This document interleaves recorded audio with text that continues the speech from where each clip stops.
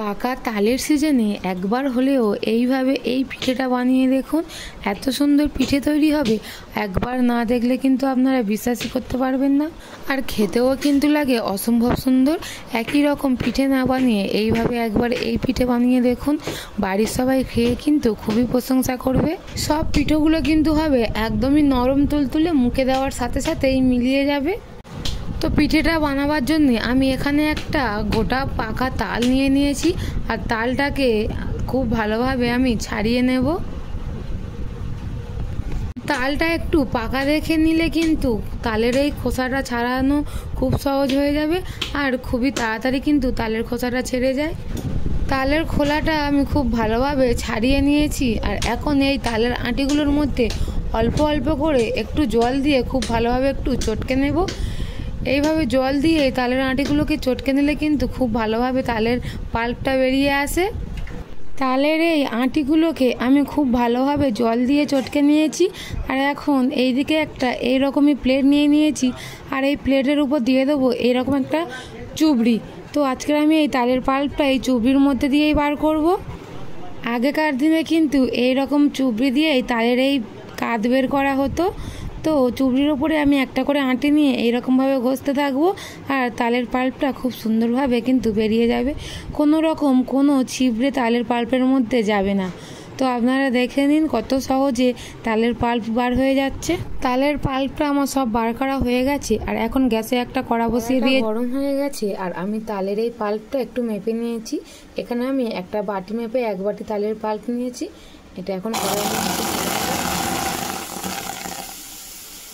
এই তালের পাল্পের মধ্যে আমি অল্প একটু নুন দিয়ে দেব, দিয়ে খুব ভালোভাবে একটু ফুটিয়ে নেব, মানে অল্প একটু গরম করে নেব। তো এই তালের পাল্পের মধ্যে অল্প একটুখানি ফুট ধরে গেছে, আর তালের পাল্পটাও খুব ভালোভাবে গরম হয়ে গেছে। এখন আমি এর মধ্যে ওই একই বাটি মাপ করে দিয়ে দেবো 1/2 বাটি মতো নারকেল কোড়ানো। তো নারকেল কোড়ানোটাকেও তালের পাল্পের সঙ্গে খুব ভালোভাবে মিশিয়ে নেব। তো নারকেলটাকে হালকাভাবে আমি এই তালের পাল্পের সঙ্গে নেড়ে চেড়ে নিয়েছি। এখন এর মধ্যে দিয়ে দেব আগে থাকতে জাল করে রাখা ওই বাটি মেপে 1 বাটি দুধ। তো দুধটাকে খুব ভালোভাবে এই তালের পাল্পের সঙ্গে আমি মিশিয়ে নেব, আর এই দুধটা ফুটে ওঠা পর্যন্ত একটু অপেক্ষা করব। আপনারা কিন্তু চাইলে এখানে জলটাও দিয়ে দিতে পারেন দুধের বদলে। তো খুব ভালোভাবে দুধের সঙ্গে তালের পাল্পটা মিশিয়ে নেব। দুধটা এখানে খুব ভালোভাবে ফুটে গেছে আর গরমও হয়ে গেছে। এখন এর মধ্যে আমি ওই একই বাটি মাপ করে 1 বাটি সুজি নিয়েছি, অল্প অল্প করে দিয়ে দেব আর মেশাতে থাকবো।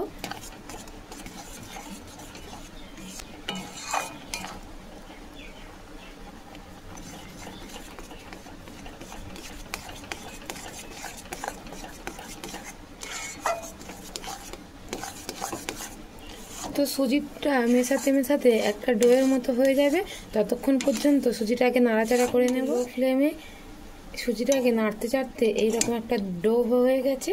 এখন এটাকে আমি নামিয়ে নেব। ডোটাকে একটু খেলিয়ে দেব যাতে একটা তাড়াতাড়ি ঠান্ডা হয়ে যায়। তো ততক্ষণ সুজির ডোটা ঠান্ডা হতে থাক, আর আমি এখানে একটা চিনির শিরা তৈরি করে নেব। সেই জন্য গ্যাসে একটা প্যান বসিয়ে তার মধ্যে দিয়ে দেব একটা বাটি মাপ করে 1 বাটি চিনি। যতটা চিনি ততটাই কিন্তু জল দিয়ে খুব ভালোভাবে চিনিটা গলে যাওয়া পর্যন্ত এই রসটাকে একটু ফুটিয়ে নেব। বেশি ঘন করার কিন্তু কোনো দরকার নেই, শুধু আমি একটু জাল দিয়ে চিনিটা গলিয়ে নেব। চিনিটা পুরোপুরিভাবে গলে গিয়ে এই রকম একবার জলের মধ্যে ফুট ধরে গেলে কিন্তু আমি এটাকে বন্ধ করে দেব। বেশি কিন্তু জাল দিলে রসটা ঘন হয়ে যাবে। তো এটা আমার হয়ে গেছে চিনির শিরাটা। এখন আমি এটাকে চাপা দিয়ে একটা সাইডে রেখে দেব। আর এইদিকে এই ডোটাও একটু ভালোভাবে ঠান্ডা হয়ে গেছে। এখন হাত দিয়ে এটাকে খুব ভালোভাবে আরও একবার মাখিয়ে নেব। হাত দিয়ে ভালোভাবে মেখে নিয়ে একটা ডোয়ের মতো তৈরি করে নিয়েছি, আর এখন এখান থেকে অল্পখানি একটু একটু করে কেটে নেব। নিয়ে হাত দিয়ে এইভাবে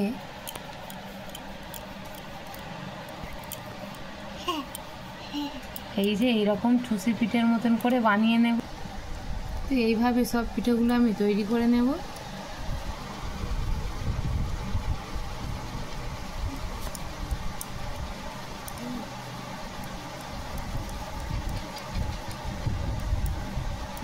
এই যে দেখুন আরও একটা তৈরি হয়ে গেল। তো এই যে দেখুন সব পিঠেগুলো কিন্তু আমার তৈরি করে নেওয়া হয়ে গেছে। এবার এই পিঠেগুলো আমি ভেজে নেব। তো গ্যাসে একটা কড়া বসিয়ে দিয়েছি আর তার মধ্যে দিয়ে দিয়েছি তেল। তেলটা খুব ভালোভাবে গরম হয়ে গেছে। এখন এর মধ্যে আমি কিছুটা পরিমাণে পিঠে নিয়ে দিয়ে দেব। আর এই পিঠেগুলোকে হালকাভাবে নাড়াচাড়া করতে হবে আর এই রকম কালার করে তুলে নিতে হবে। হালকা একটা কালার নিয়েই কিন্তু সঙ্গে সঙ্গে ওই চিনির শিরার মধ্যে দিয়ে দেব আর হালকাভাবে রসের সঙ্গে একটুখানি নাড়াচাড়া করে নেব। তো আমি সব পিঠেগুলোই এই রকমভাবে ভেজে নেব হালকাভাবে, খুব বেশি কড়া করে ভাজার কিন্তু কোনো দরকার নেই। আর এই যে দেখুন আমার আর একটা ব্যাচেও পিঠেগুলো ভাজা হয়ে গেছে আর খুব সুন্দর একটা কালার চলে এসেছে। এখন আবারও তুলে নিয়ে ওই রসের মধ্যে আমি দিয়ে দেব। দিয়ে কিন্তু হালকাভাবে একটু নাড়াচাড়া করে রেখে দিতে হবে। খুব বেশি রেস্টে রাখার দরকার নেই, যতক্ষণ এই পিঠেগুলো ভাজা হবে ততক্ষণই রাখলে হয়ে যাবে। আর এখন এই পিঠেগুলো খুব সুন্দরভাবে রস টেনে নিয়েছে আর আমি রসটা ঝাড়িয়ে একটু তুলে নিচ্ছি। দেখুন পিঠেগুলো কতটা সুন্দর দেখতে লাগছে, একদমই কিন্তু একটার গায়ে আর একটা লেগে যাচ্ছে না। এই পিঠেগুলো কিন্তু হয় একদমই নরম তুলতুলে, মুখে দেওয়ার সাথে সাথেই কিন্তু মিলিয়ে যাবে আর খেতেও লাগে অসম্ভব সুন্দর। যাকে বানিয়ে খাওয়াবেন তার কাছ থেকে কিন্তু বারবার রিকোয়েস্ট আসবে। তো আজকের আমার এই পিঠের রেসিপি কেমন লেগেছে অবশ্যই কমেন্ট করে জানাবেন।